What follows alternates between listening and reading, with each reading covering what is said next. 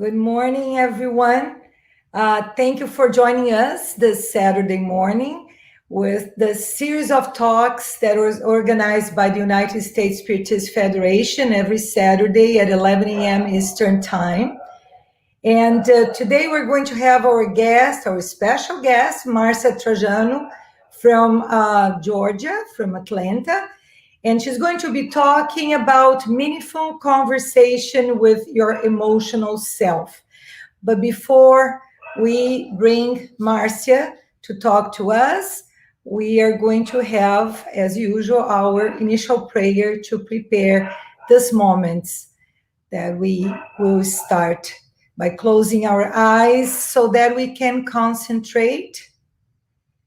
And we thank our spiritual friends for being with us, for inspiring us, for helping us open our minds and our hearts to prepare for the message of this morning.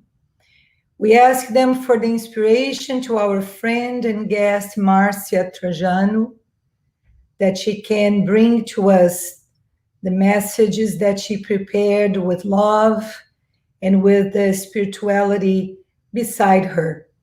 So thank you again. Please be with us now and always, and so be it. So, hi, Marcia. Nice to meet you. Thank you for being here with us today. And before we let you bring the message of this morning, let's introduce you formally to those of our friends who still don't know you too well. So let's see, Marcia.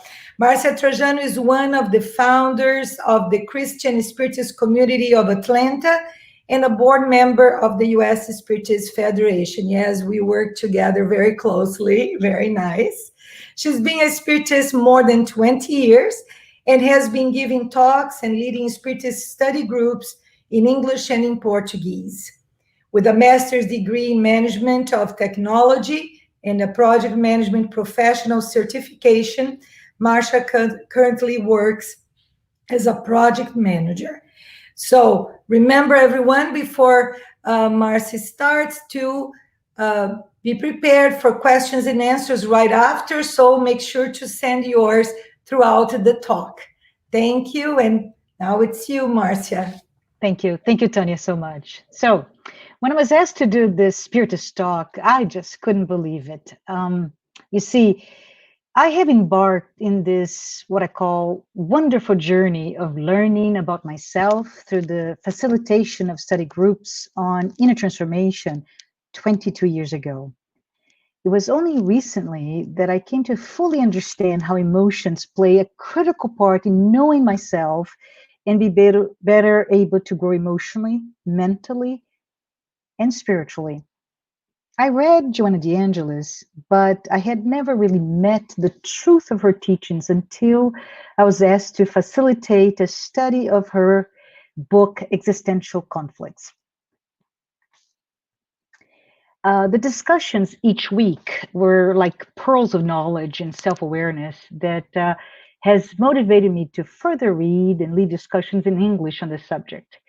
I am now leading a study group about self-discovery in English.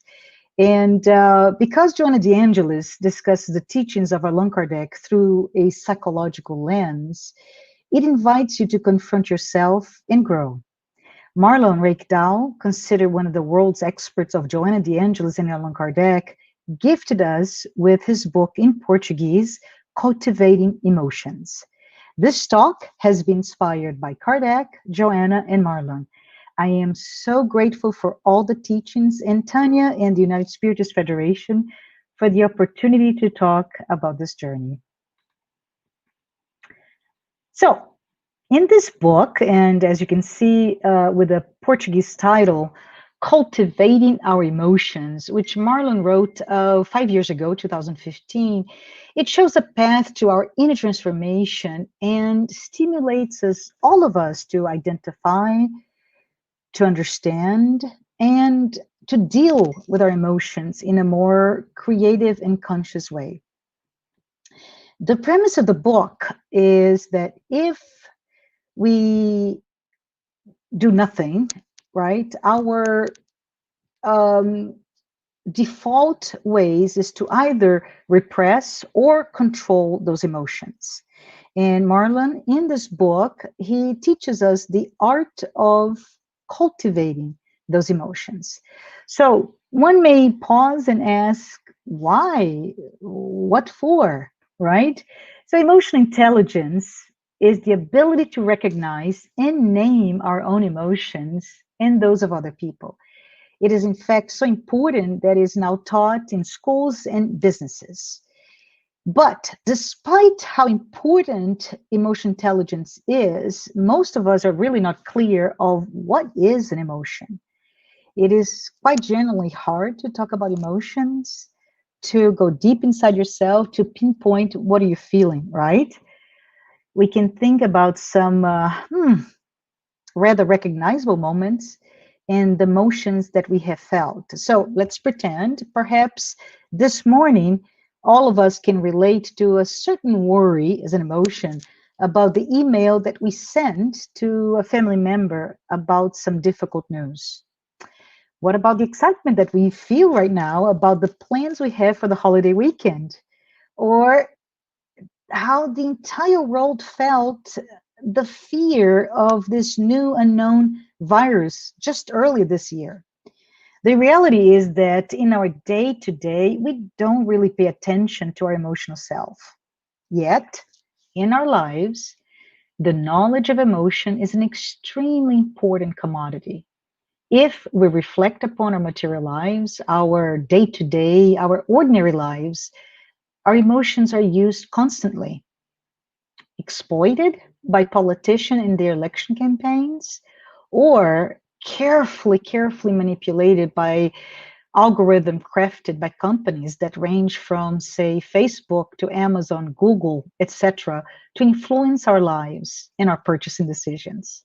So Marlon's book reintroduces to us a very old notion that all emotions can be boiled to a handful of basic emotions. The four emotions highlighted in his book can be referenced as the building blocks of our entire emotional life. Our emotions are powerful drivers, and if we learn to direct them, can push us toward our moral evolution. So, in a basic way, we can think of emotion like a simple question, right? You experience an emotion. It's externally driven. So you experience an emotion because of an external predicament. So some examples of how it is totally hardwired on purpose in our brains is that they're there to protect us from harm.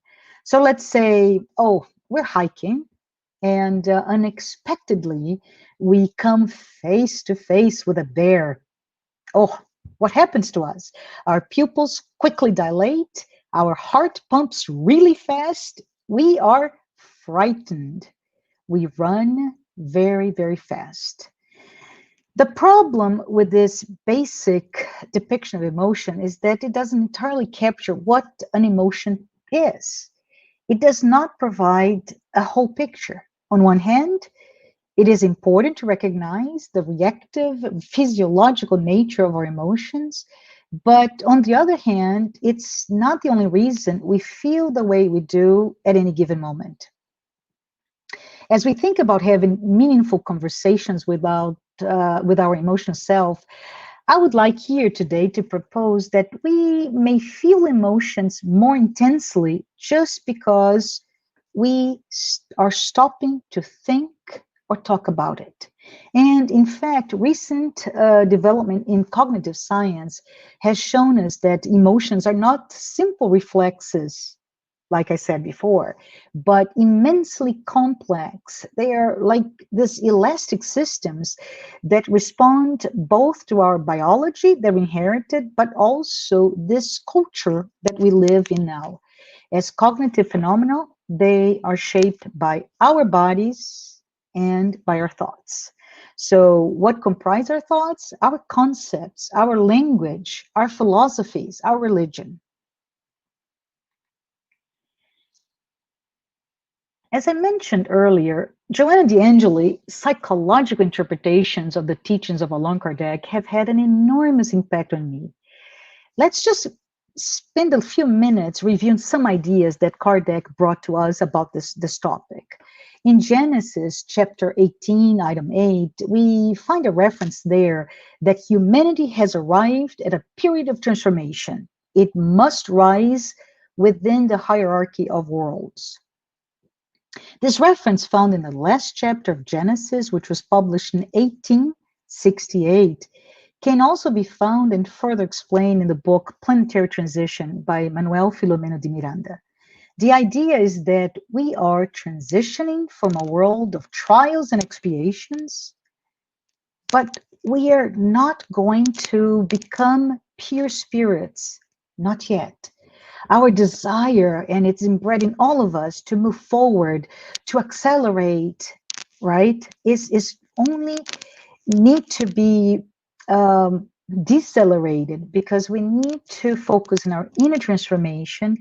And instead of thinking that we can become what we're not ready to be, and as a result, believing that we are there, right? But we're not. Let's focus on our humanity. We are humans. We have emotions. We should not suppress or repress that humanity and all of its contradictions to pretend to be what we're not yet. In the Gospel according to Spiritism, Kardec refers to the progression of the worlds. Generally speaking, there are 5 groups: primitive world, the world of trials, of expiations, the world of regeneration, happy worlds, or the celestial worlds. The primitive world is our home, is the world where the human race had its first lives, its first incarnations. In that world, we had no discernment of what good and evil was. So, for the purpose of this talk, I am going to refer many times, potentially, about evil, but I would like for all of us to understand evil as is translated as the pain we're able to inflict ourselves and others. We see ourselves defaulting to that earlier primitive self best in some of our reactions. Let's think about our emotional explosions, right? When we're stuck in traffic, when we're betrayed, when our worst self is exposed. So our lack of control over emotional selves is largely related to our lack of knowledge and lack of discernment of our own inner selves. So let's move on to the second world, a little bit more advanced. This world is our current home, the world of trials and expiation. In this world, our awareness is developed from a state of total lack of knowledge to a place where we are just mostly evil. Well, as explained before, we live lives where we often cause pain to ourselves and to others. Joanna D'Angelis discussed this so well in her book, Existential Conflicts. We have so much pain, and it takes courage to be able to confront all of our inner conflicts. And this is mostly because we're not able to see them. We are so fragile. But the good news is that we're given the opportunities to overcome the pain and learn from it. If and only if we have the courage and the discipline to confront ourselves, instead of use escape mechanisms that we're actually so good at. And those escape mechanisms range from drug to social media addiction, from being an alcoholic, workaholic, shopaholic, or even obsessively compulsive organizers. Existential conflicts include selfishness, laziness, resentment, jealousy, anxiety, cruelty, violence, even stress and phobias. Those conflicts permeate all of our attitudes. They impact our behaviors, and Because of it, we end up become quite good at hiding them. How to do this? We create masks to meet the expectations and demands of the world. And we, as I said, are quite good at it. And we end up believing in those lies that we have created. The more we believe in those lies, the harder it is to really look at ourselves, our true selves, our emotional selves. Just in passing, as I finish this thought process, I would like to just confirm, right? I mentioned before the five worlds, the groups of worlds, but the world of regeneration, the happy worlds, and celestial worlds. And at that point, many lifetimes from now, we'll finally be rid of our capacity to hurt ourselves and others. That's when we are truly celestial beings. I would like to take this time to highlight that the world of regeneration differs from the world that we live in, the world of trials and expiations, because we now can see the impact of our ability to cause pain. Evil, as such, no longer is seen everywhere, where wars, corruption, mental disorders, and misery will no longer be the norm. And I would like to highlight the discussion of the progression of the worlds, because once we're aware of this evil, this ability to cause pain that exists so much in us, right? We no longer live in a life where we are not aware of our impulses, of our aggressions, hatred, delusions, etc. So, the proposal that we have here today of having a meaningful conversation about our emotional self is a proposal to understand our emotions as based in the Spiritist teachings. Kardec posed the same questions in his book, Genesis, when he urges to not only develop our intelligence, but our feelings. So it is quite clear that while we learn from studying stimulates our reasoning, our minds, it often does not touch our heart or emotions, right? Instead, we start to think of ourselves as someone with the propensity to protect ourselves, our ego, our masks, our emotions. We should start honoring our true self and embrace our emotions. So I propose, instead of memorizing sacred books, oh, the Bible, the gospel, etc., let's live their teachings. Let's practice what we're learning. Let's translate what we understand into our behaviors and attitudes. But what does it all have to do with feelings? Vanity, jealousy, envy, for example. Well, I invite all of us to be brave and to learn about all those inherent existential conflicts and work through our emotions. Let us exercise this path that goes beyond our intellect and move to the realm of our feelings. If we are to have meaningful conversations about and with our emotional self, we must understand how to deal with the most common emotions in our lives, right? So, joy, sadness, fear, anger.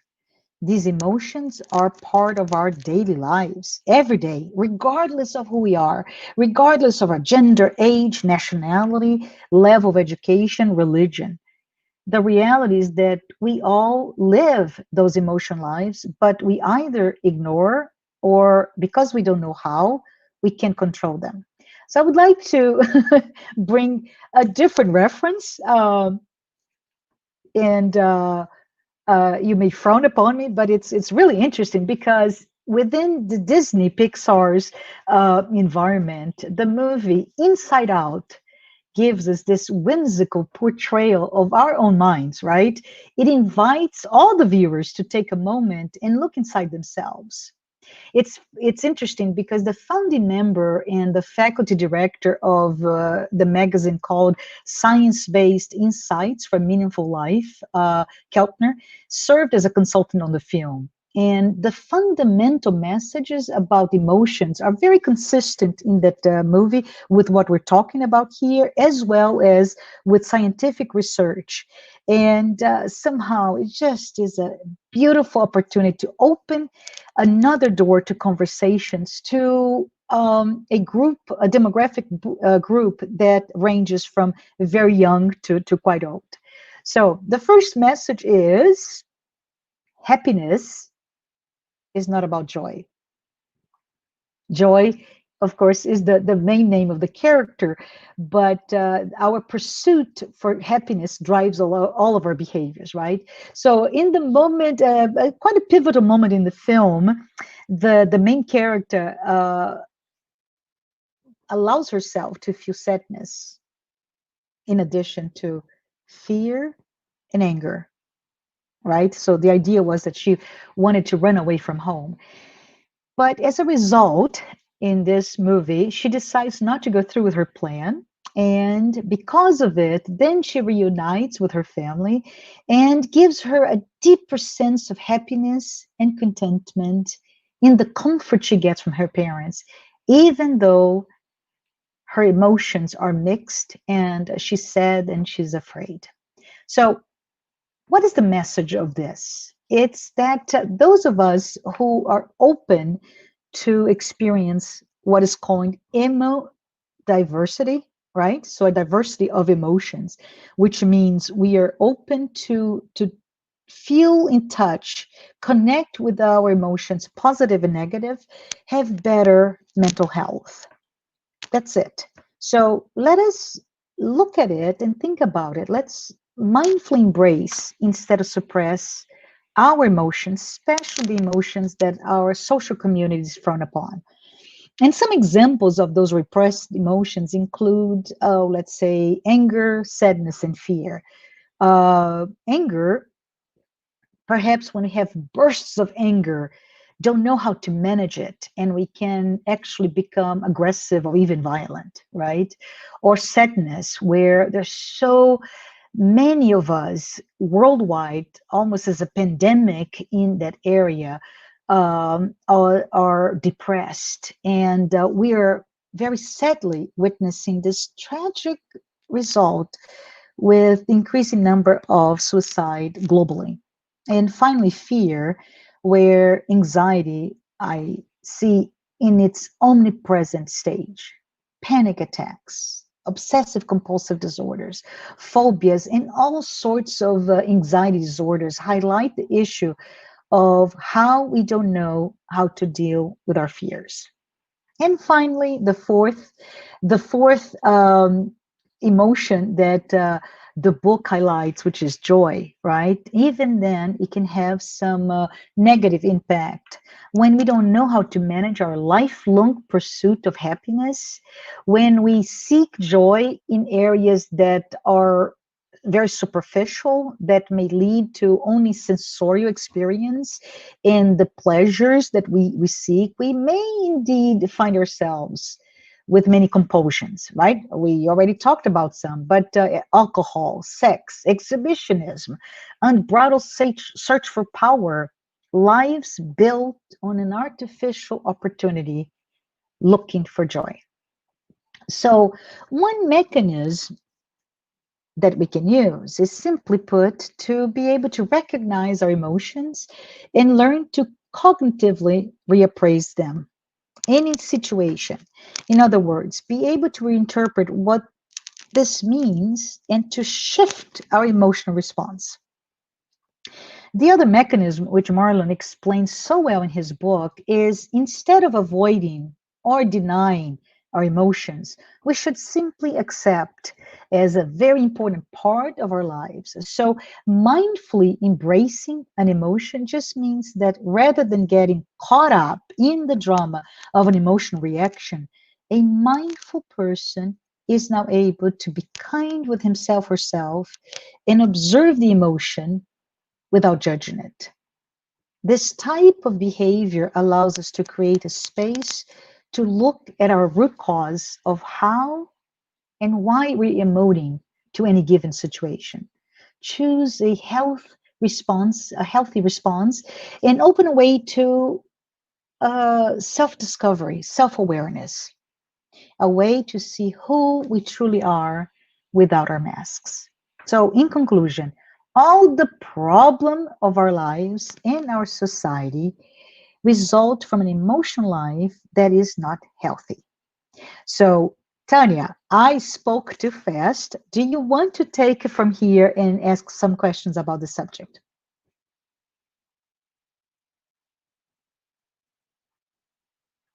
I cannot hear you, Tanya. Sorry about that. That's okay. Thank you. Now, definitely we can have a good conversation about all this because these are very important points that sometimes we get caught up, right, in our lives and not really knowing our emotions. We just keep going, right? It's very true, and how important it is. We definitely can ask some questions, and as it goes, if there are other points you want to bring to us, definitely we Thank can you. do that. Okay, so let's start. Okay, so let's talk about emotional intelligence. That is something that we've been really listening to. More recently, we hear more often, right? And so it's very important that we understand what that means. So, what can you tell us about being emotionally intelligent? What does that really mean? Thank you. Thank you, Tanya. So, to be truly emotionally intelligent, we need to understand it starts with our words, right? Our ideas of how we should live and the emotions that are attached to them. So, for example, and I use the Disney Pixar's movie, right? When we celebrate joy, it actually has been confirmed that we are better. We're better workers. We're better parents. We're better partners. We're better friends. So this century, and especially Western civilization, we're always pursuing, looking for opportunity to be happy, to celebrate joy. But surprise, surprise, if we go back only 5 centuries ago, in the 16th century, historians say that was actually the opposite. It was sadness that was supposed to make us better. There, at the time, we find many authors writing about how to cultivate sadness in order to become better people, better and more resilient, right? So, this is a very interesting and quite simplistic, but it's really interesting to me to think what might our emotional language be talking to us about what we feel, what we value, who we think we are, what we judge is important, right? And what I like to highlight here, Tanya, is to remind us of how powerful is the link of how we think to how we feel. So true emotion intelligence requires that we understand our social, political, cultural forces that have shaped what we come to believe about our emotions, and interwoven with the topic of the book by Marlon, right? How joy, hatred, anger might change who we are.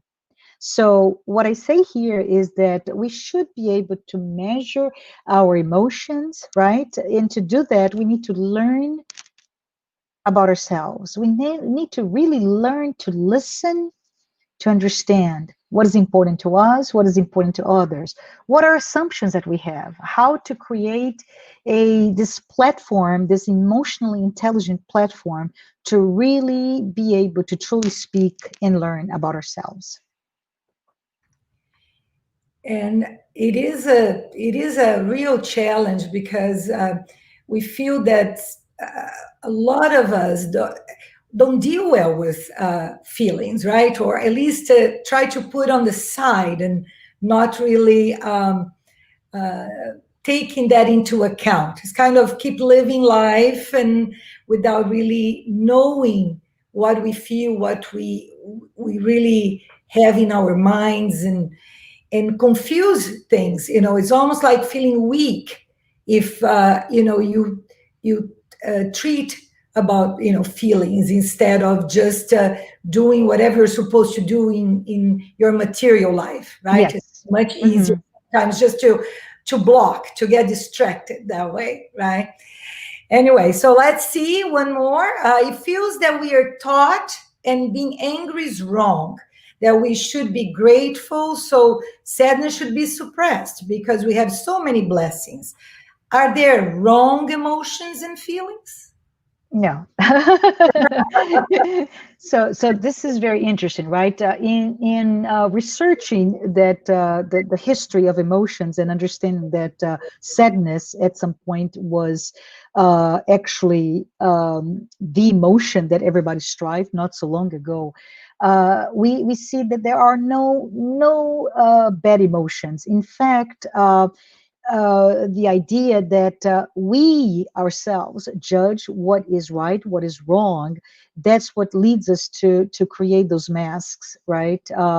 And it's the thought that Joana de Angelis puts so well in her psychological studies, and I've become really taken by studying, especially the Jungian psychology, where she bases a lot of her work, right? So from that perspective, it's important that the masks that we create based on our own judgment, so that the cultural environment is because we are pushed to meet that demands and expectations of society. We are born and we live in the material world, and we are pushed, we're driven by attaining to that. And sometimes being angry and out of control does not meet the demands, for example, and I'm just going to pretend, of a CEO of a global company, right? That CEO must have a very controlled posture. So how does that person deal with the anger or sadness, like you said, Tanya? How does this person deal with it? And the majority of us simply suppress it. And what we find is that actually to suppress it is we are this closed loop system, our body with our minds and our emotions, that if you suppress it, it eventually comes up, and eventually it comes through by unfortunately mental or physical illnesses. So for example, we talked about fear with panic attacks, with anxiety, right? Or sadness with depression, or anger, and and I'm just giving examples here, but a cancer, or some in, issues with your gastrointestinal tract. So it's very interesting that the first thing that we need to do is stop the judgment, like you mentioned before, and look into how to accept yourself, to love yourself without having to judge who you are. And once you do this, then you're able to reinterpret, is this the appropriate response to that external uh, incident? And I say this because one of the things that is very important for us to know is that emotions are externally driven, whereas feelings are internally driven. So when we start to look at our reaction or to emotionally driven incidents, emotions, right? We are now going to see, well, what caused me to be so angry? What is causing me to be so sad? What is causing me to be so afraid? And that voyage of self-awareness and self-discovery is what we should be pursuing too. It feels like it accumulates, right? If you really don't recognize what you're feeling and who you really Hmm. are, it catches up with you, right? I mean, it gets to a point where you cannot avoid it, even in Yeah, illnesses, or like you yeah, said, yeah. right? So it is a journey that we cannot avoid. Sounds that way, Yes, right? yeah. Anyway, okay. So Yasko, hi Yasko, nice have a question from you. Uh-huh. Fear of others' judgment, parents, authority, seems an ancient imprint as a way to survive, to foresee the danger, especially for women in old times. How to deal today with this old archetype of fear, guilt, of other judgment? Thank you so much for that, right? And you're absolutely right. I started earlier talking about this is hardwired in us. The fear, like you said, for certain judgment is hardwired. It's how we protected ourselves. It's how we evolved. The question here, and it's very important, is, for example, I gave the hypothetical view that we're hiking and we come face to face with a bear and our body explodes with emotions, right?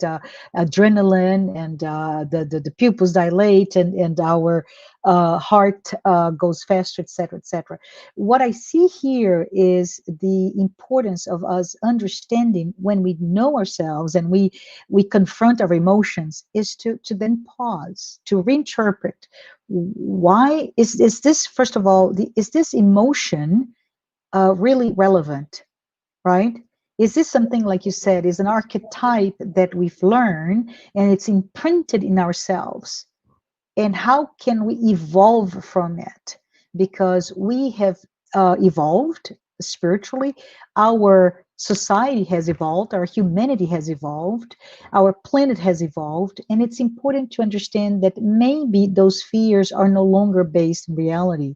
So today, I'm afraid that I have to speak to an audience in front of a camera, and my heart too is racing.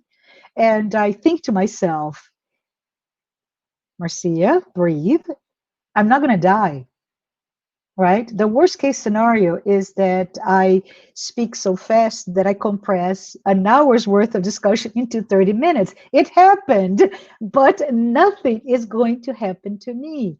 And so we start to have those dialogues and not suppress the fear is real, right? But we start to understand the root cause may be, I don't know. Let's think about it. Then maybe it's based on my sense of vanity. I want to look good, right? I am speaking to peers and so many amazing people. What am I doing? Is it the fear that I'm killing my ego? That my ego, who carefully constructed this mask of I can't speak in front of a camera about this topic. And so with that, we start to calm ourselves and are able to now meet with those emotions, with honoring them, but not being controlled by them. I hope this answers your question. Yeah, a lot of challenges, right? But that's how we're evolving. That's what you're saying, right? Hmm. We definitely cannot avoid who we are and the things we feel so that we can conquer to the next, going to the next step, right? Correct. So if we don't recognize, if we think it's all good, we stay there. And things take a little longer for us to get to those worlds that you mentioned before, right? Which Yes. is definitely what we want to get to that pure spirit condition. But there is Yeah. a way to conquer. That's for sure. Yeah. Let's see. We have some more questions. So you mentioned wars and corruption are part of our inability to recognize our emotions. Can you explain that? Yes, thank you, Tanya.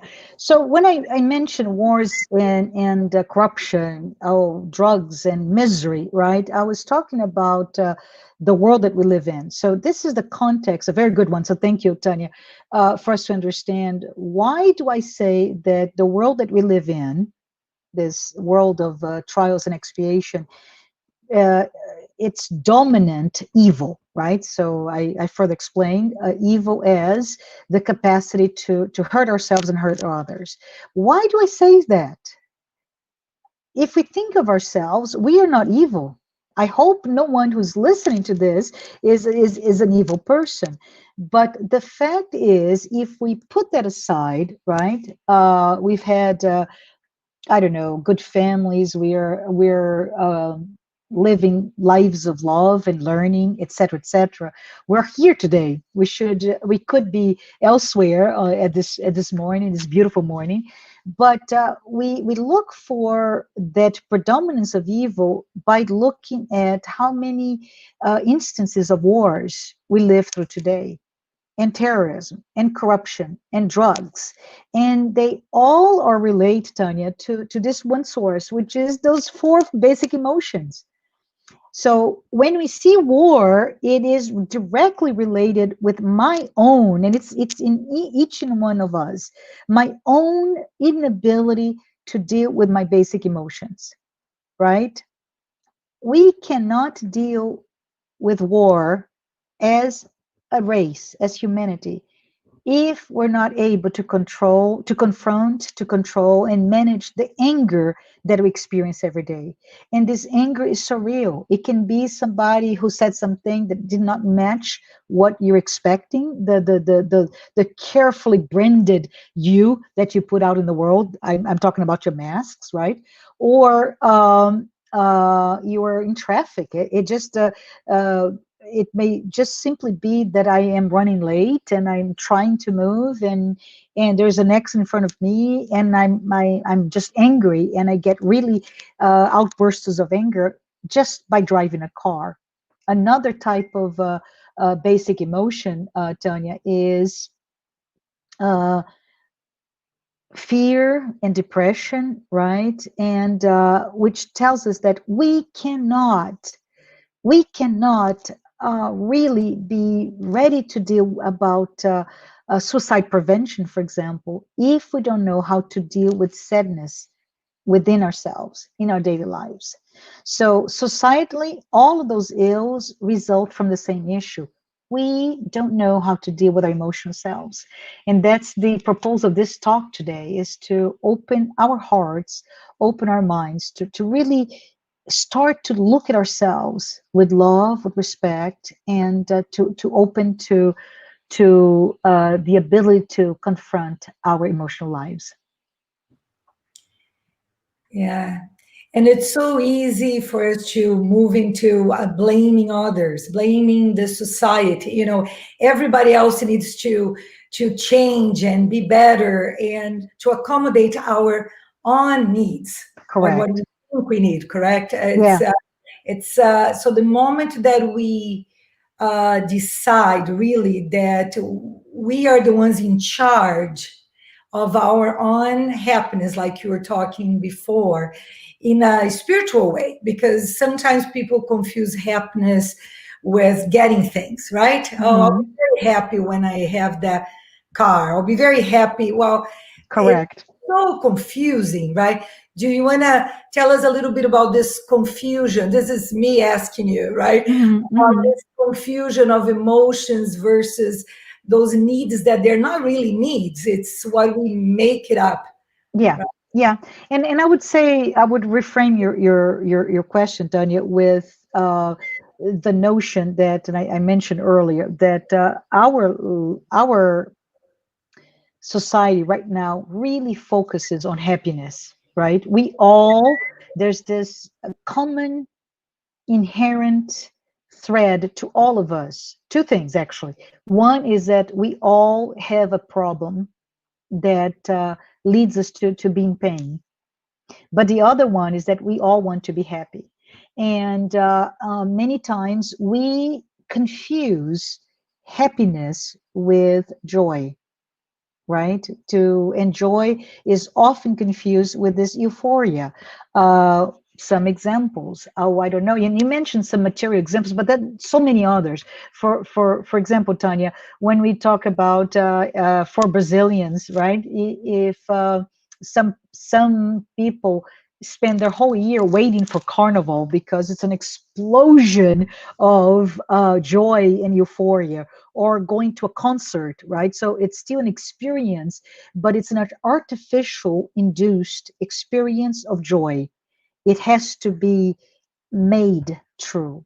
And the idea here is that when we are truly looking at ourselves, we start to see that deep down inside of us, what gives us happiness is a sense of peace, right?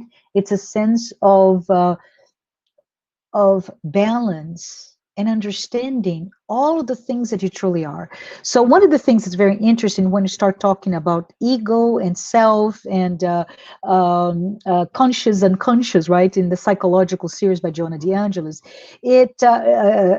those books and Joanna really teaches. And I would say this is the best a gift that I could give to anyone here. If you have not read, please do take the moment to access those books because they're just amazing.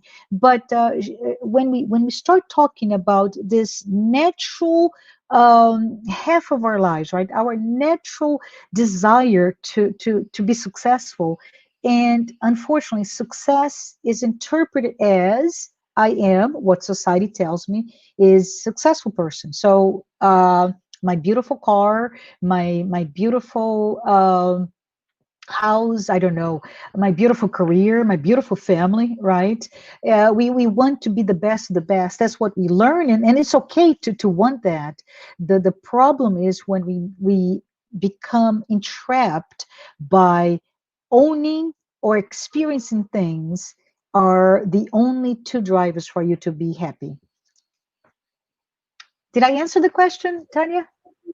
Yeah, yeah, definitely, definitely. Those are important things because we feel that this time, I mean, so many people suffering from anxiety because it feels like it's never enough, right? Yes, Is that we're quick enough? Is that things don't happen the way we think they should be, like, you know? So it's definitely a time that talking about emotions, knowing ourselves, and yeah, living this moment, you know, in this pandemic right now, giving us this opportunity of stopping and being more with our relatives and family, correct. right? I mean, kind of as if the spirituality told us, oh, stop, let's think about it, right? Do you Yes, feel that way?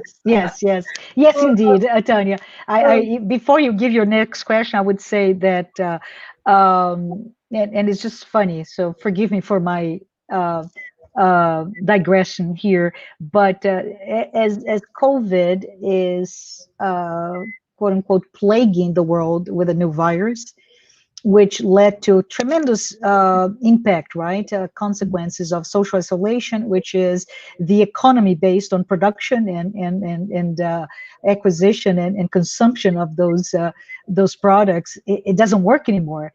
But we have to think maybe that's all we need to do, right? We need to come to the time to learn to consume us, our feelings, ourselves, to be courageous, to look at what is all of this that is inside of us.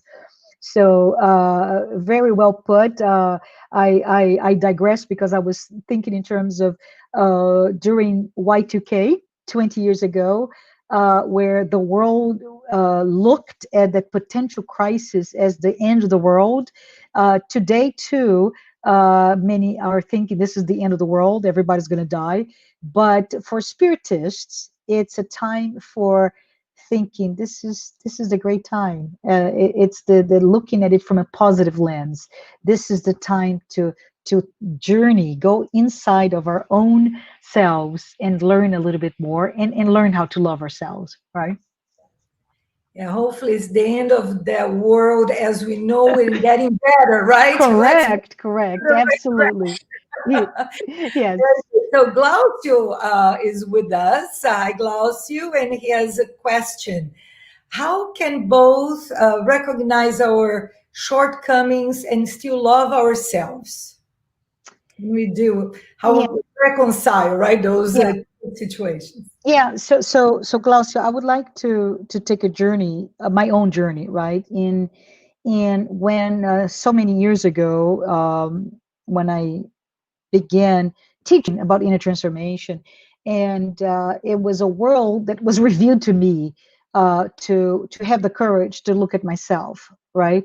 But at that time, I see, and that's what's different from learning from Joanna DeAngelis, is that the lens that I've been given with those psychological series of books about inner transformation is where we we look at our moral transformation not from an intellectual perspective only. So, what am I talking about? When we stop at the intellectual exercise of identifying, right, with self-awareness, self-discovery, identifying all the things you are, and you stop there, um, then the tendency is two things: either you repress them, you suppress all of who you are to become what you would like to be, or what's the desired state, or you go crazy and you start judging yourselves. And the idea that is put so beautiful to us with the studies of Kardec, Joanna, Marlon, is when we talk about emotional selves, our emotional selves, is the fact that first and foremost, you need to learn to be very strong about looking at your shadow, right? With Jungian psychology, look at all those things that you reject about yourselves, all those things that you reject. Why? Because they don't match that carefully crafted mask to meet outside world demands and expectations, right? So by having the courage to look and slowly carve in our shadow and understand in our subconscious minds what it is that I am really am, right? That I mentioned the hypothetical idea of a CEO that needs to be very controlled, but that person may be completely uncontrolled. And how do you go back and say, it's not because I'm bad, it's because anger is part of who I am? How do I reinterpret that anger? How do I understand what is the root cause of that anger? How do I love myself? Not despite of my emotions, but because of my emotions. Because the more you look into who you are, and the more you forgive yourself, or for the more you embrace yourself, the more you are able to love and love others, and be a better person. It feels that's a great point. Love ourselves. It feels that if we see ourselves as this immortal spirit, right? Correct. That we're destined to become perfect because that love progress will take us there, pushing us forward. Uh-huh. Uh, and if we accept ourselves that we are apprentices, we are in this process. It feels a little lighter, right, Marcia? It's Yeah, not like yeah, yeah, there's kind of, oh my gosh, I still feel angry. Oh, I'm a bad person. No, I'm not a bad person, right? I'm just recognize that it's still in me, that is there for me to be able to shape myself in, somebody better. I kind of yeah, it is a process, right? If we yeah. accept it's a process. And I can even talk about a different example. So let's say we start this journey, right? And oh my goodness, I now can see that I'm a very vain person. How is my vanity expressed? Vanity is just you want to meet the illusion of being X, right? The majority of us think of vanity as the mirror. Look in the mirror and seeing a beautiful whatever. But the vanity can be in I want to, I'm really in love, if you will, with that illusion that I created of a powerful person, or a whatever, right? Or a young and desired person, or a very intellectually stimulating person, intelligent person. So let's pretend we go for the most basic one. I am a vain person, and in order to be able to look good despite aging, right, I will spend my money, my right, I will invest in the most expensive outfits and jewelry and cars and everything to satisfy my need to look good. the problem, on one hand, as I was mentioned before, is if we don't go deep, we end up hating ourselves for something that it's okay. It's okay to look good. It's okay to have a comfortable life, right? So instead of removing the accoutrements, right, removing all of the things that were trying to make me to fulfill the this hole that I have inside of me that wants to be what perhaps I think I'm not, right? I, instead of removing all of them, I need to look at it. Why is it so important? Why do I feel perhaps a sense of not being self-worthy, of being feeling good? Do I need really those expensive clothes to feel good? Right? So the question is going back down and looking for our emotional self deep down and see what it is that I need to do to not only match that external vision that I created, carefully crafted and created for me, right? This image of whatever into what I am not, and look into what I'm not and see you too are good, even though it does not meet perhaps what the world is saying is good. I hope I didn't And say too much. yeah, maybe we can take that vanity, the example you Mhm. used, to good things, right? So let's prepare a great Yeah. presentation, right? Talk Yeah. about goodness. Let's be there and looking the way we look with the Yeah. age or whatever, not necessarily with the most expensive clothes, but talking about something that can help people Hmm. or help ourselves to Yeah. grow, right? It's And uh, it's just to finalize the thought is it's really looking at the drivers, right? It's okay to take care of yourself, but why are you taking care of yourself, and is taking care of yourself making you a prisoner of that? Does this make sense? So for example, in a different world, right, I am arrogant. It's really all about having this posture of arrogance, of pride, of power, but deep down inside we all know that we're powerless. Right? So I can either look at my need to be there or be truly powerful. So look inside of you, of us, to understand what it is that I feel, because it's all created by us. What do I feel that I don't meet what the world expects of me? And by being your authentic self, we are truly embracing who we are, and we grow in the process.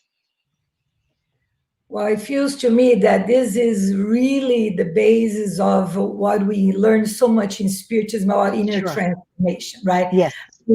It's we hear that all the time, and some people ask, "How can I do this? How can I do my inner transformation?" Yeah. It's so abstract. It feels that you're bringing to us some points that are very concrete in Hmm. order to help us in this process of transforming ourselves. Is that what you're bringing us? Yes, yes, yes, yes, indeed. Very good. So let's see. Oh, Claudia is with us, Claudia Nunes. So let's see what she's asking. Our actions provoke reactions that the ripples affect others around us. With that said, we need to be careful with everything we do, say, and even think, right? She's Yeah. asking for your confirmation. Yes, Claudia, it's so good seeing you here. And you're absolutely right. Right, we understand, and this is we. I'm putting especially those of us who study spiritism. We understand that everything we do, there is an action and reaction, but we also understand something that's quite interesting. Spiritism tells us this is there's a what is it? Let me try to say. There is a cliche that says hell, the road to hell is paved with good intentions, right? And Spiritism tells the other, which is the fact that your intention is the color of the reaction to your action. What am I saying here? If my intentions are pure, even with failing, in the divine justice that from our God, our Creator, gives us, is that this will be taken into consideration. It's more in the realm of a mistake than an intentional mistake. And when I see that, is that the inner transformation is like that as well. All that is inside of us, our intention is what we need to look into it. So while the emotion is an expression of what we emote based on an external incident, right? So it's very important for us to see the internal motivation is our own. What is it that is our intention to do this or that? So if let's say we talked about the arrogant person, right? This person is actually there's this carries this air of arrogance because let's put a female. She wants to look very powerful in her position, whatever that may be. It could be as a mother, as an employer, I don't know what. But this person carries herself with a certain position of arrogance and power. And the two things we need to see is that, is this a mask? Is this person creating this arrogant behavior because it is a demand, an expectation that her position puts her in, and people are calling her, you are just the most arrogant person. And after going through inner transformation, now she stops being looking so arrogant and start to speak with not the same tone of voice, so on and so forth. But the question is that a position of power is true? She is a powerful person. Inside of her, the motivation is another. Then she should not change who she is. That's the thought process of in that idea of action and reaction, and we still need to be careful. But I urge all of us, Claudia, all of us to look at it from the perspective of it's not just the action, but what was the intention behind. And I would say even broader than action, of our actions, our words, our thoughts, right? Yeah, a lot of food for thought here for this Labor Day weekend. We'll have a lot to think. Yeah, no, it's especially we definitely sometimes becomes like a self prophecy, right? I mean, you have this image to other people, and then you almost like you have to keep up with your image instead of trying. Yes. It is a lot of work to recognize and change, and then let this new image or new you be part of yourself instead of just oh, she's selfish or he's very arrogant, like you said, and suddenly you that's how that person is perceived, and it's a tough job to change that, Yeah. right? But So it's for us, not for others, right, Marcia? It's yeah. our work. Yeah, so I would say, just to wrap it up, and I mentioned this before, but it's a question of, is it an intellectual study of who you are and how people see you or how you see yourselves, and then you have the checklist, right? I am arrogant, I am this, I am that, or is it that careful discovery, self-discovery of who you truly are, and what are the intentions driving you to react this way or that way. And I think it's so important for us to work and be strong enough, because when we start studying Jungian psychology and all the psychological series of Joanna de Angelis, we come across notions of ego and self and conscious and unconscious, and it's very easy, again, if you look at it from a superficial manner, to start to blame not others now, Tanya, but we start to blame our ego. Oh, it's my ego, right? And we start then to create a movement toward uh, killing our ego. I don't want my ego. And but the fact of the matter is, our ego is our structure created in this life. So we need our ego, and we need to also be kind with the ego. what is the problem is when that ego is become rigid and determines all of our actions, and also suppresses anything that does not match that you created to meet the external expectations and be validated by our society. So I think the danger is when we stop looking ourselves, and most importantly, because we don't look at them, we are afraid of looking our shadow, all the things that we bury inside. So this is an invitation for all of us to really be gentle with ourselves, and to look at it. And if we want to seek outside counsel, right? And I'm not talking about psychologists. I'm just saying, Tanya, hi, I'm now going to learn about myself. Can you tell me about me? And if Tanya sees something, for example, that is a my blind spot, right, Tanya? Mhm. I'm not aware of it. It's here, but I'm not aware. It's my blind spot.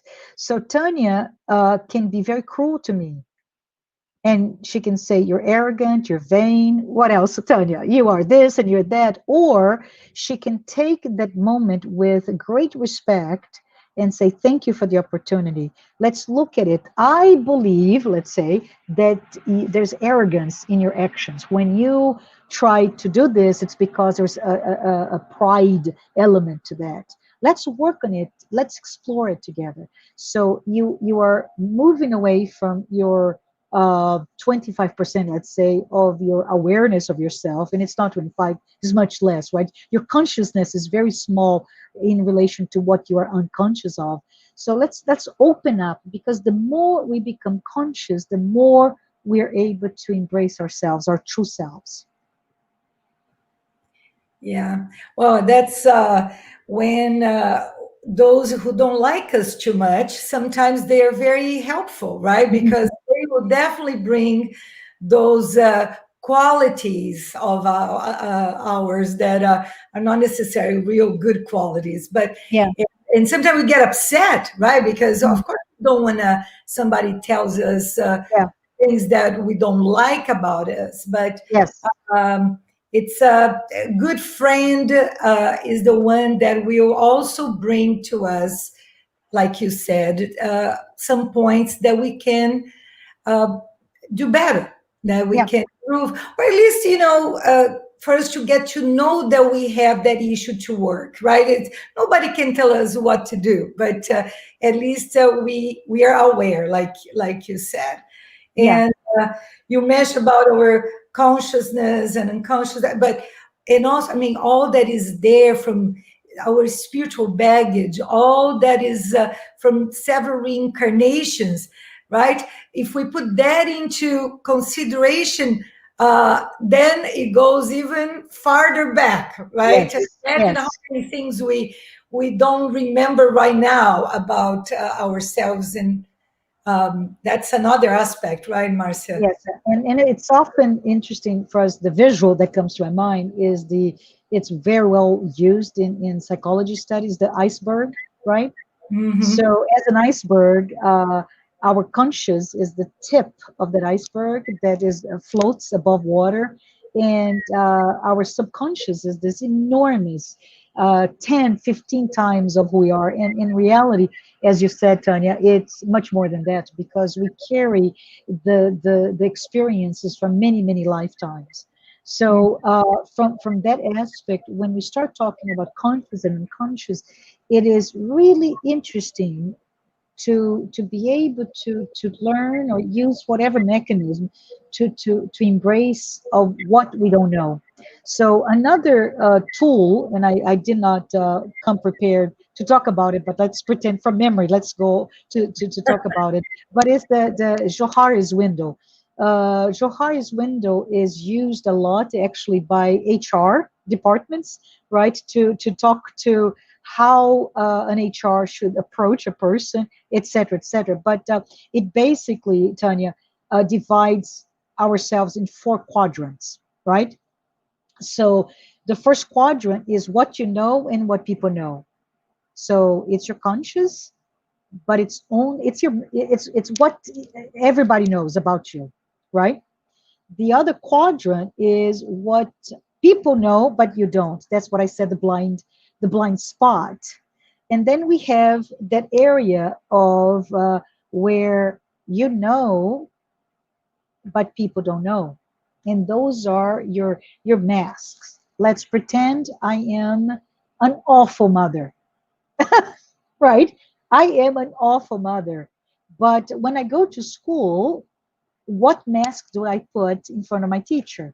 Oh, honey, my dear, and whatever is in the archives of my understanding of what a good mother is, and I promptly pick it up and I act with those masks. So it's very interesting when you start thinking about it. That area is an area that we don't want anybody to see, right? You invest a lot of your time to build that illusion, that image of who you are. And finally, the last quadrant is your unconscious. And the unconscious is what you don't know and I don't know. But it's very interesting because in the realm of the shadow, I don't know, and most likely you don't know, it's where the growth comes. If I start to look inside of me, I can find not only what I reject, but the incredible potential of our souls, right? It's just there's so much that we can become, and it's all here, who we are. What stops us is our judgment driven way of working, who we are and who we want to be. Yeah, wow, that's great. Well, I think we had a question from yeah, there we go, Yasko. How to learn how to interpret and deal with the non-said, the silence in a relationship. Oh, Yasko. That's a difficult one. And I don't really know how to answer, right? Because I think the silence in a relationship, it's similar to the silence in ourselves, right? So it is understanding what is behind it, what is the intention. Is the intention could be simply put two different types. I am a gregarious social extrovert, and the other is a very introverted and prefers the silence. Or it could be, I don't know how to deal with this conflict. Therefore, I prefer to stop right now and create that vacuum, the silence, for me to process that conflict.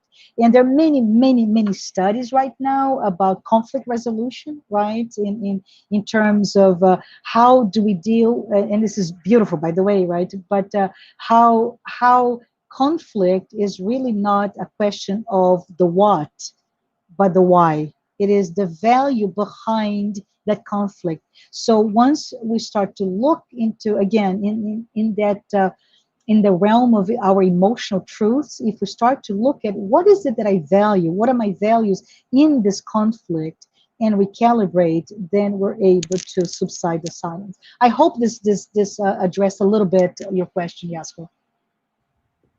Yeah, that was a tough one. Let's see if we have some more questions. I oh, we have one more. It sounds like sometimes we just think we conquered a virtue, but we are just controlling our behavior as a civilized person we learn to be. What is the difference? Yes, that's the real question here. And as I mentioned before, I early in my journey as a spiritist, I was really taken by the studies in inner transformation, right?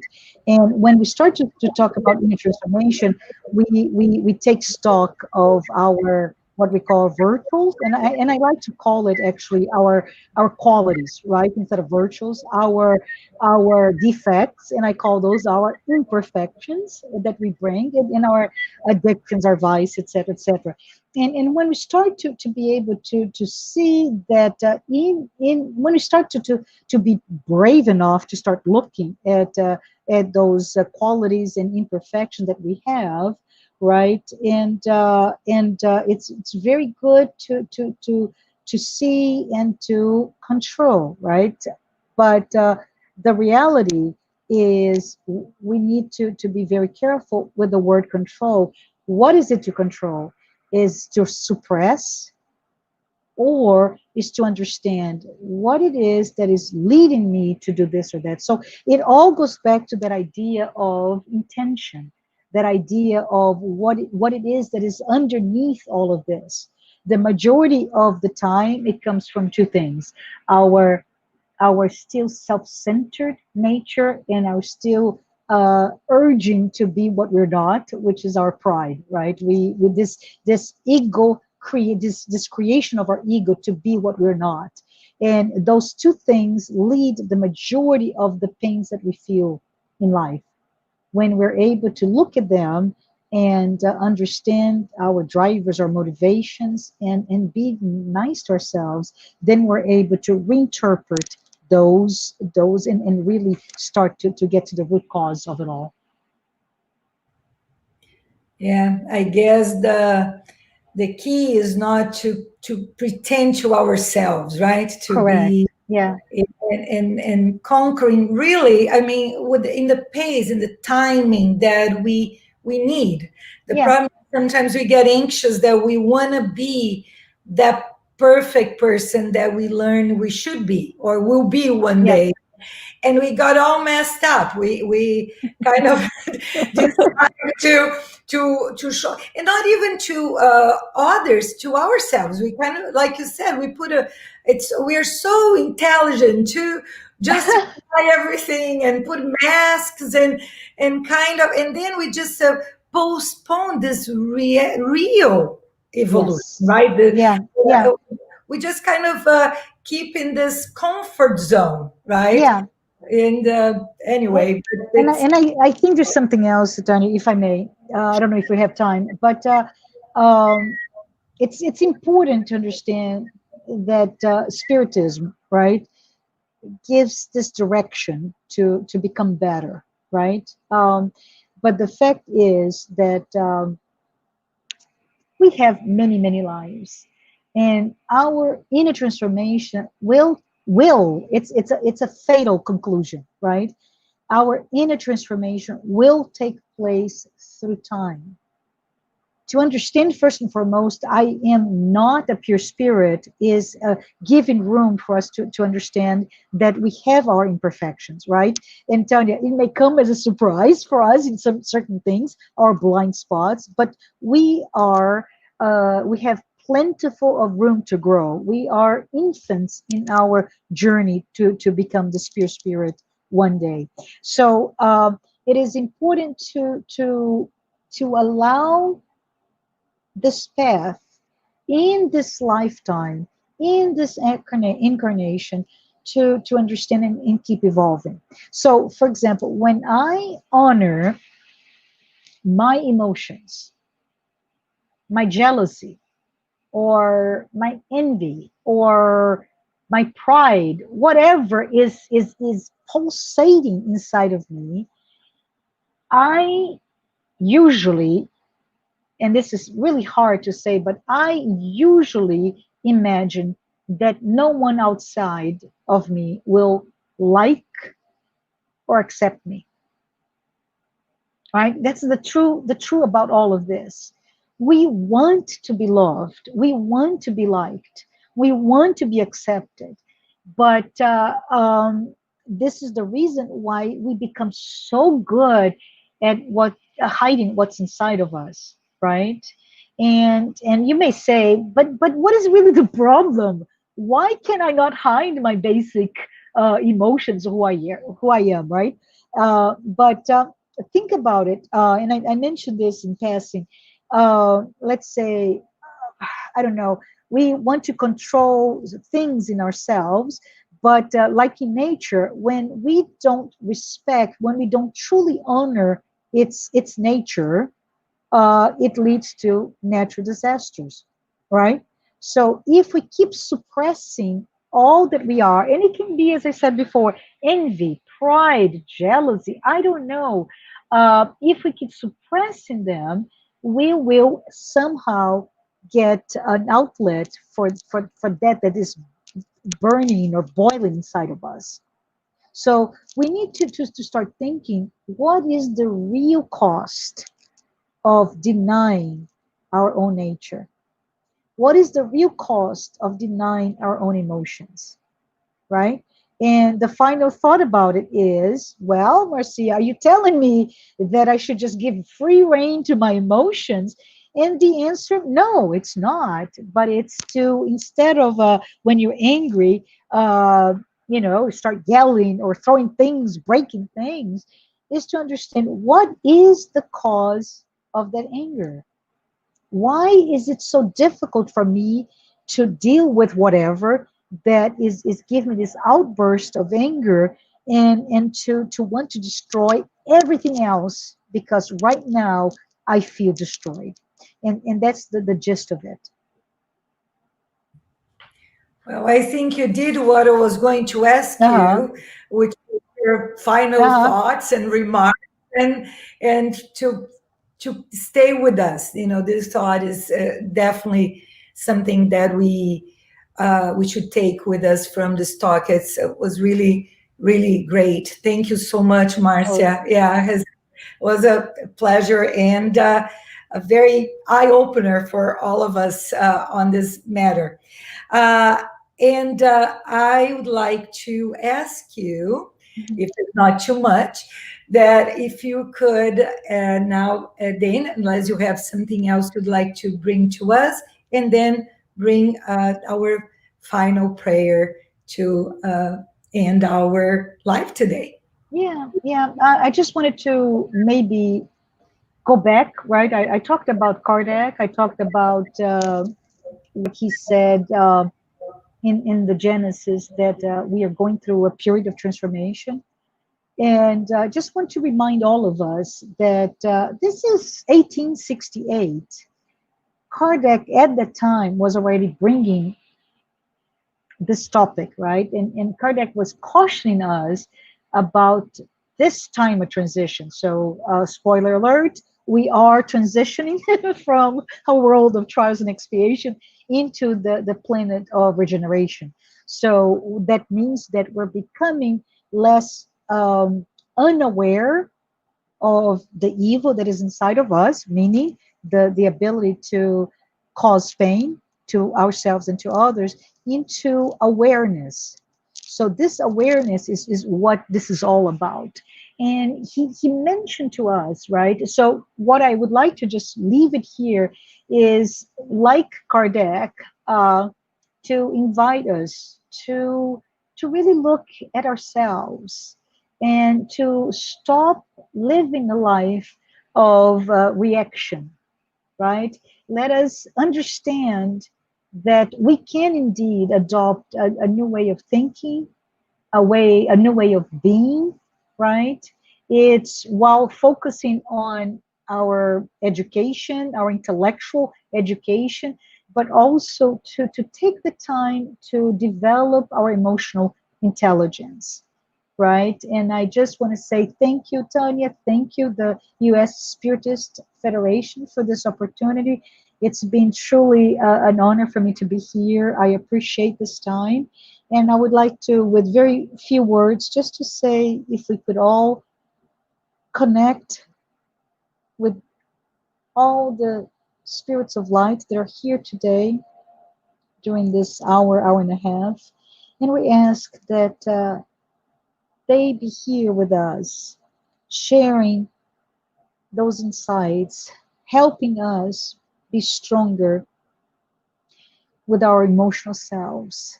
May the spirits of life bless each and every one of us in our own journey of self discovery and self awareness. So be it. Thank you so much, Marcia. And we invite everyone for next week. Don't forget our weekly series of talks. And we'll have here our guest, Leonardo Vieira from Maryland, and he'll be speaking about our neighbors. So, same time, 11 a.m. Eastern Time, we'll be together again. Thank you, Marcia. Thank you. Have a great weekend, Labor Day weekend. And let's keep in mind what we learned today. Thanks. Thanks, everyone. Bye.